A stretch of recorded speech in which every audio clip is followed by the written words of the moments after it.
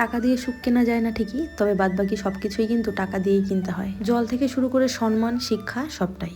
আজ কিন্তু সোমবার, মানে আজ হলো আমার ছুটির দিন। শুধু নামেই সেটা ছুটি, সারাদিন কিন্তু কাজ করেই যেতে হয়। ওই আর কি, দোকানে যেতে হবে না আজকে আমায়। তবে কাল তোমাদের বলেছিলাম আজকে ছেলেকে স্কুলে ভর্তি করাবো, তো সেই জন্য স্কুলে যাব।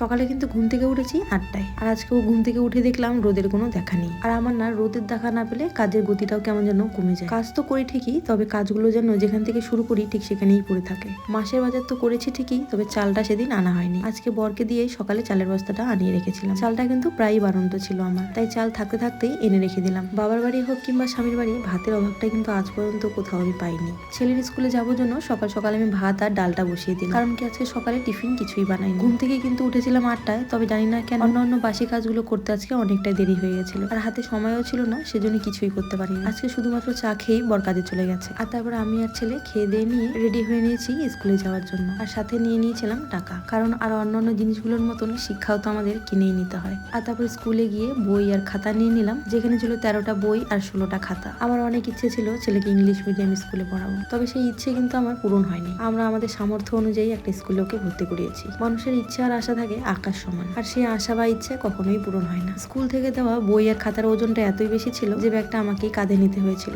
বাড়িতে তো চলে আসছিলাম, কিন্তু অনেক কাজ ফেলে রেখে গেছিলাম। আসলে কোনো চিন্তা মাথায় থাকলে কোনো কাজই এগোতে চায় না। সেজন্য আমি ভেবেছিলাম বাড়ির কাজগুলো না হয় আস্তে ধীরে সারাদিন করতেই পারবো, ছেলেকে আগে স্কুলে ভর্তিটা করিয়ে দিয়ে বই খাতাগুলো নিয়ে আসি। দোকানে তো যাবো না, আস্তে ধীরে সারাদিন কাজগুলো করে নেবো। আর স্কুল থেকে বাড়িতে এসেই কিন্তু আমি ড্রেসটা চেঞ্জ করে নিয়ে রান্নাঘরে চলে আসছি, আর এসে বাসনগুলো আগে বাইরে রেখে আসলাম, আর সার্ফ দিয়ে রান্নাঘরটা পরিষ্কার করে নিলাম। যেহেতু সার্ফ দিয়ে কাজ করছি, সেজন্য ভেবেছিলাম গ্লাভসটা পরে নেবো, তবে এই গ্লাভস পরে রান্নাঘর পরিষ্কারের এই কাজটা না আমার দ্বারা হয় না। তাই রান্নাঘর পরিষ্কারের সময় আমি গ্লাভস না পরেই কাজ করি। রান্নাঘর তো পরিষ্কার করে নিয়েছি, আজকে আর ঘর মুছবো না, তাই রান্নাঘরটাই শুধু মুছে নিলাম। আর এদিকে আমি কাজগুলো সারতে সারতে আমার বর কিন্তু চলে এসেছে খেতে। যেহেতু আজকে দোকান যাওয়ার নেই, সেজন্য ও তো তাড়াতাড়ি চলে আসে দুপুরে খেতে। অফিস থেকে এসে স্নান করে নিয়ে ও কিন্তু পুজোর বাসনগুলো আমাকে মেজে দিয়েছে, আর খেয়ে দিয়ে চলে গেছে আবার অফিসে। আর এদিকে আমার কাপড় ধুতে ধুতেই গ্লাভসের ভিতরে জল ঢুকে গেছে। গ্লাভস পরে কাজ করতে জানো তো একেবারেই কমফোর্টেবল ফিল করি না আমি, সেটা তো আমাকে কিছুটা বাধ্যতামূলকই পড়তে হয়। এদিকে স্নানটা সেরে নিলাম আর পুজোটাও সেরে নিলাম তার সাথে। তারপর চাদর মুড়ি দিয়ে একটু বাইরে গেছিলাম। ছেলে দেখি ওর বন্ধুদের সাথে বসে বসে এখানে খেলছে।